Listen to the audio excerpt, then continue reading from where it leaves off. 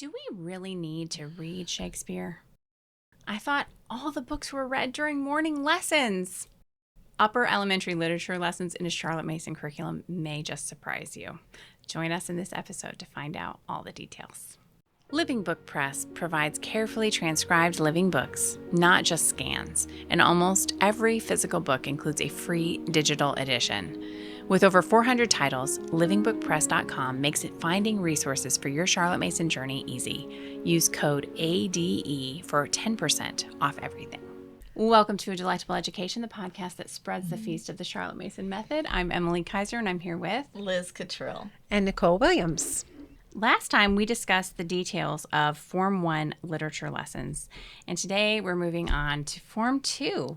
This form includes grades 4 through 6. Children are between the ages of 9 and 12, roughly, in these grades. And as in Form 1, this form is also divided into the very confusing B first for the first year, B for beginner, and A for the last 2 years, or A for advanced. And so 4th grade for 2B, 5th and 6th grade for 2A. Nicole, will you tell us what types of literature Form 2 students read? Yeah. Okay, so we have 38 programs in a row that we can look at. And on those, we see that Charlotte Mason assigned, or whoever was doing the program at the time, between 3 and 7 titles each term. But don't be afraid. The average for one was 4. But we're going to go over what things were actually assigned. So from 9 years old onward, the children listened to or read one play from Shakespeare every term. Mm-hmm. And let me clarify there, because I just said they listened to or read right there at that very beginning. And that is because in Form 2B, or 4th grade, Charlotte Mason specified that the children still hear some of the heavier works read aloud, meaning, and I quote her, she said, Twelfth Night, Rob Roy, and Gulliver's Travels. And so some of these are a little harder. However, by Form 2A, so our 5th and 6th graders, they often read the play in character, each being given a part. So that needs to be kind of a quick transition that's happening there if we can. Charlotte Mason found their ability to understand, this is her words, understand, visualize, and narrate Shakespeare very surprising. So they can do this. In addition, mythology continues as a spine, drawing a thread from the heroic world of Form 1 into the classical studies that are to come down the road. And in Form 2B, again, 4th grade, they read from Heroes of Asgard, which included a 2-year rotation, even though the kids would only be at that level for 1 year. Correct. Okay. So they didn't read the whole thing all in 1 year. Yeah. Mm-hmm. And then in Form 2A, so 5th and 6th grade, they read from Bullfinch's Age of Fable, which rotated on a 3-year rotation. A 4-year rotation. A 4-year? Okay. This is new news to us. We thought for a long time it was only 2 years, and then we found it hidden in the Form 3 programs. Yeah, so it continues on past this form. Yes, and just this is a little spoiler for next week's, but Form 2 and 3, we're reading the same sections of Bullfinch in a 4-year rotation. Yeah. Okay, so poetry is also present every term. Because Shakespeare counts as verse, each program already contains one substantial work of poetry right there. But in addition, about half the terms had a second piece of narrative or lyric poetry, such as Scott's long ballads, Southey's ballads, Kipling's poems, Tennyson's The Forester, The Charge of the Light Brigade. So something like that. Now, Scott becomes a near constant companion with the Form 2A students. A novel or a long poem by Sir Walter Scott shows up in 2 of every three terms. So 2 of those would be read every year. And that I think that's really helpful as a bridge, again, between those fairy tales and the historical fiction that's coming later. Okay, also, I thought this was fun. In the fall term, we sometimes see something that's like a festive Christmas holiday type thing, a Christmas carol, something like that, because the fall term would end before the Christmas break, so something they could read over that break. I mentioned that some of the heavier works were read aloud to the Form 2B beginner, the first part of that Form 2 students, but Charlotte Mason clarified that the transition to Form 2A is marked by more individual reading as well as by a few additional books. So the average, though, so she says a few additional books there, the average went from 4.2 to 4.5. So like actually what she was assigning wasn't a whole lot more for that different change. But it's important to note that while these works are stiff, students should be trying to read them by themselves at this point, or, with a parent, maybe co-reading, something like that, in preparation for what is to come. She did not lower the bar for this subject. And she clarified that we spread an abundant and delicate feast, and each small guest assimilates what he can. I think that helps us to understand the goal in these lessons is not that they will necessarily know and understand every bit of the reading. Right. It's just and maybe sometimes it's good that some of it goes over their head, right? With Right, Shakespeare, we for think sure. of that. However, Charlotte Mason trusted the children to rise to the ideas in the book. And she said they would tell back or narrate with not only accuracy, but with spirit and originality. So again, it's really a bridge. I feel like an important bridge. It's varied, it's demanding, but I feel like it's like a really important and good time in their education. Okay. All right. So, Nicole, you're saying, well, let's just round down. 4 literature books. Right. Per term or per year, Right. if they're reading the same one over the whole year. So it might surprise you if I said that they only have one 30-minute lesson a week. What?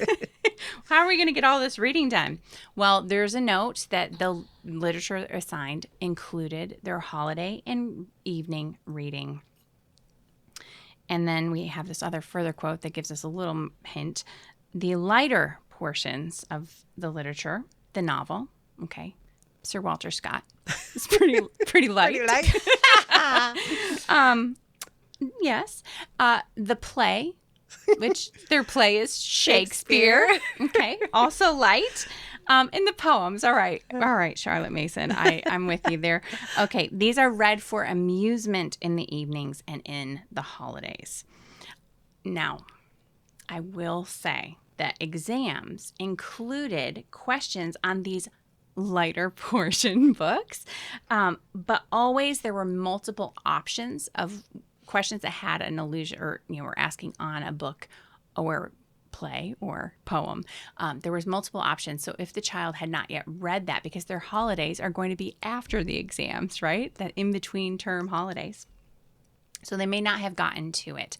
And so there is expectation that the children are reading these things, but there is allowance that they may not have gotten to all of it in the term. But they would have had to write on something. It's not like they could just not have any of those as their option, right? Right. So that leaves their one lesson for their mythology, right?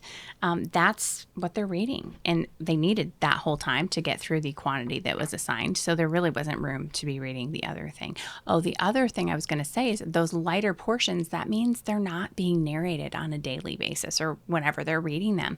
This is their first foray into managing their own time with worthy reading, filling it with a worthy occupation, reading worthy books. And they're maybe narrating to themselves in their head because they are going to have an exam question. So they have to have thought about it and been familiar with it. But they're not going to be coming to mom every time they finish their reading for the evening or whatever and telling you everything that they read. Okay, so changing gears to the individual lessons, these are much the same as in Form 1. They're going to, before you begin reading, we need to have recap or recall what was going on in the last lesson. And really the students should be doing this by habit. We're developing that habit. They've been doing it for 3 years now. And then the teacher should say a bit about what will be read in order to excite anticipation for the lesson. So we can still do that part. And then there's the reading for the day.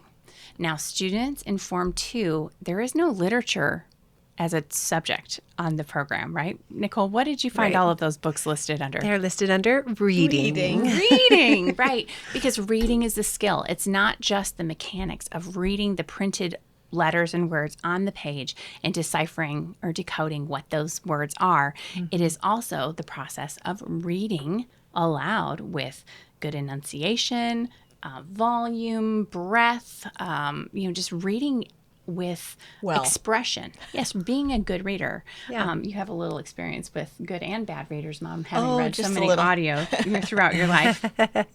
But it is not just them reading silently, right? There still needs to be lots of practice. So even if they're doing the lesson independently, they do need to practice at reading aloud.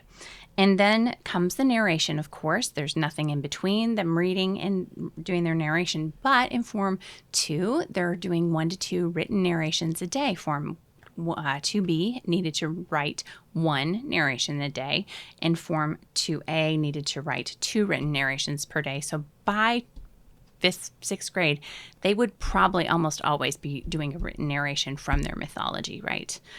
As that was one of the 2 to 3 lesson books that they had every day that would need a written narration. And then after the narration, there can be a little talk or discussion, asking their thoughts on the work that they read. We might look at pictures or maps, look up a pronunciation for one of the Greek or Norse names that we didn't know how to pronounce or something like that. But again, these are not comprehension questions that we ask. They should just be subjective to the student to give their thoughts. And as far as objectives for these lessons go, Miss Drury said, the object of our literature lessons is to let poems and books speak to the children. And again, Charlotte Mason said, our books introduce them to a score of thinkers who meet the children mind to mind in their books. So we as the teachers and parents are just simply making the introduction for them to meet these great teachers and world thinkers. As far as our teacher prep, our work is to look over the work of the term and to spread it out over the course of the term so we can accomplish the reading. This is usually very doable, very logically, but we might not want to divide exactly by however many pages a week because we want to not end up in the middle of a cliffhanger. We want to read a full episode. And they only have 11 lessons to do this. Their 12th week of the term was given over to exams. Another thing that we need to do as teacher prep is we need to make time for them to have daily reading outside of their lessons. Good point. And we need to carve out time to do at least once a week Shakespeare. I mean, we have no problem once a week getting through our play a term in 20 to 30 minutes. So it doesn't need to be multiple times, but you also might want to skim or pre-read even and make notes on your thoughts about what you could do to arouse their attention or any notes about maps or pictures or diagrams that might be helpful to bring the lesson more to life or to give fuller understanding. And I will say that I pre-read a book if I have one or more student who's going to be reading it independently or with one another, and I'm not going to be present with them in the lesson. So that's kind of my rule of thumb. Mm-hmm. Thus far, I've been able to keep up, but it is getting to be hard. Okay, as far as resources go, here is a copy of Heroes of Asgard. This is a paperback copy from yesterday's classics, and I just want to mention that there is a paperback copy. I'm assuming it's on Amazon, but we've heard this tell from time to time. People finish the book like in 1 or 2 terms, and we're like, how is this possible? Because Charlotte Mason read it over 2 years. We could read it over 1. I have a breakdown that reflects that, but it is a lot of reading, and I question it. And there is an abridged version that doesn't say it is. So this is one I know for sure that is not. So the yesterday's classics, the one to go with. Mm-hmm. And then I have The Age of Fable by Thomas Bulfinch. There are many, many editions. You don't have to have this one again. It's yesterday's classics. I list page numbers in our literature breakdown for these 2 editions, but especially The Age of Fable, it's very easy to tell by the chapter and sub-chapter heading where it is, so you don't need to have that edition. But we do have breakdowns that forecast the lessons out over each week of the term, how much to read each time. And then as far as Shakespeare, I will just tell you our family's 2 favorite editions. We really like either the Folger Shakespeare Library or the Oxford School Shakespeare. These actually have photographs of actors from famous scenes from famous productions of Shakespeare. And both of them have a little bit of a synopsis before you start the scene. So you kind of have your grasp of what's going on that are really nice. But we like having a copy for each person who's reading a part. So we can all be reading along. So I think that, and Shakespeare was one of the books that Charlotte Mason expected every student to own their own copy of. So they would have a whole library of Shakespeare plays when they finished their education. And we do have another teacher help available on our website called the Shakespeare Planner, and it just goes through which plays Charlotte Mason assigned at which form level, because they do vary, which ones are appropriate for Form 2. There's some different ones she never assigned in Form 2, but did in the older forms. And they also tell you there's a couple that she always assigned during specific historical time periods. So that's in there. And then there's just, it's editable. So you could keep track of all of the plays that various children have to help make your life a little more simple. To help with decision fatigue. Yes. Yeah. And just, oh, Mom, we already read this. As if reading a Shakespeare play once is sufficient. But, No. you know. Yeah. It's like the Bible. You can read it all your life. Yeah. Well, what challenges or common questions do you hear of people Well, at this just a age? couple little things. I think you guys have covered things pretty thoroughly here, but Charlotte Mason did acknowledge that children in fourth grade 2B are still often gaining a lot of reading skills. So, and they still are widely varied in their abilities at that age. And so she said, let them try to read aloud, as Emily made a great point about. All through Form 2, they were reading their lessons aloud for the most part because they had learned how to read. Now they were learning how to read to others. So she would have them try simple poems, occasional lines in Shakespeare, even in fourth grade. And this allows them to build their confidence. You know, Shakespeare wrote plays. He meant them to be spoken aloud and enacted their plays. So divide the characters between you and your children. And when she said or listen to, she meant by a real person reading because they didn't have recorded books back then, right? But I don't think she would have done no, recordings because I of think it. listening to professional readers is only going to prolong your fearfulness about getting started That's in the such a good first point. place. Yeah. So education means individual effort. And, you know, the lines in Shakespeare are short. There's like 10 syllables per line. So you can give them little intermittent lines to read. And the other thing is it's not like them even reading down one whole page. Correct, Unless you get stuck on a long soliloquy. But anyway, just some little things to think about. And again, poetry is meant to be read aloud, and you don't get comfortable reading poetry until you start doing it every day and reading it aloud. So obviously their term novels, they would be reading on their own. But what about that child that I was mentioning that is still not competent in reading? And honestly, even some really strong 9-year-olds, strong readers who are 9 years old have a tough time with some of the jargon in, say, Treasure Island or Kidnapped or something like that. But it is best to leave them to manage how and when and they're going to read through this novel. I mean, at most, you can just ensure that they are tackling it every week. But it would be okay for them to listen to an audio and, if possible, have them read the print copy while they're listening. That is going to help them a lot. I think the big thing to understand is we don't swap it out for something easier. Right. These are classics that all people should have read. They're the best known things out there in literature, and they were mandatory. They were not optional. So if they don't get through it in the term, they do have that holiday she mentioned. But it was part of the curriculum. And even though they weren't narrating it in the morning lessons, they definitely had to do it, and there definitely would be some exam question about it.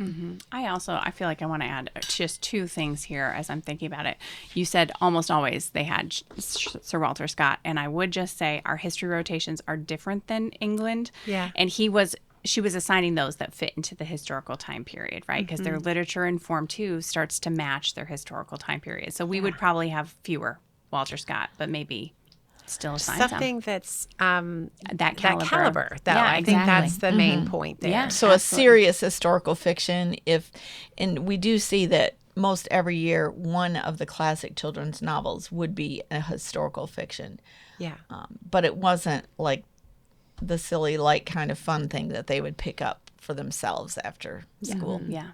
And then, Nicole, I wondered if you could just share what your dyslexic children thought about Shakespeare. Yeah. Well, here's the funny thing about Shakespeare is he made up a whole bunch of words. Oh, yeah. So the people who were listening to him at that time didn't necessarily understand what he was talking about so either. true. So I think it's totally a fun thing for kids who do struggle to read because that's just kind of the nature of it. You know, it's not like this perfect thing that can just so easily flow off your tongue. Yeah. There's And- lots of times I have no idea how to pronounce how he's written the word. So it kind of levels the playing field a little bit, is what I was saying. And I think that it can be a good one for the dyslexic kids to tackle. And what I did is just picked parts that weren't so long Yes. for some of the kids that had a bigger struggle. And I've discovered with 2 children with reading difficulties too. And I thought it was just my particular odd children, but I've talked to hundreds of moms who have verified that your weakest reader is often your best Shakespeare reader. So Well, I hope that gives you some hope to tackle the Bard. We'll be right back. Are you a homeschool mom looking for hands-on, meaningful projects your kids can actually use that won't just end up in the trash? Meet Cozy Crafter Crates, the monthly subscription box that brings vintage-inspired handicrafts right to your door. Each crate is packed with all the supplies you need, no extra trips to the store, and simple, kid-friendly instructions so your child can work independently or alongside you. These aren't just cute crafts. There are skills for life like sewing, weaving, woodworking, and more. Designed with Charlotte Mason principles in mind, our crates help you to create lasting memories, teach real-world skills, and give your kids the satisfaction of making something useful with their hands. Join hundreds of families rediscovering the magic of traditional handicrafts. Subscribe today at cozycraftercrates.com. In Form 2, we see students start to have some independence and control over their use of time. While Shakespeare and Bullfinch may be intimidating to us, rest assured that your students are up to the challenge. You can find links to episodes 38 and 135 if you'd like to learn more about Shakespeare and listen to an immersion lesson in our show notes, along with links to all the other resources that we mentioned in this episode. And we do, as always, invite you to read along with us and join us next week for literature in Forms 3 to 4, grades 7 to 9, as we continue to spread the feast of the Charlotte Mason Method. We hope our discussion serves to equip and encourage you as we seek to explain the Charlotte Mason Method. You can find the show notes in the video description or by visiting adelectableeducation.com/episodes. There, you'll find the links and quotes we mentioned in today's episode. We are so grateful for our loyal Patreon supporters who help make this show possible. If you'd like to partner with us in our work here at A Delectable Education, you can join our Patreon community and receive exclusive and early content as our thank you for your monthly support. Find out more at patreon.com/adelectableeducation. Thank you for joining us today. We'll see you next time.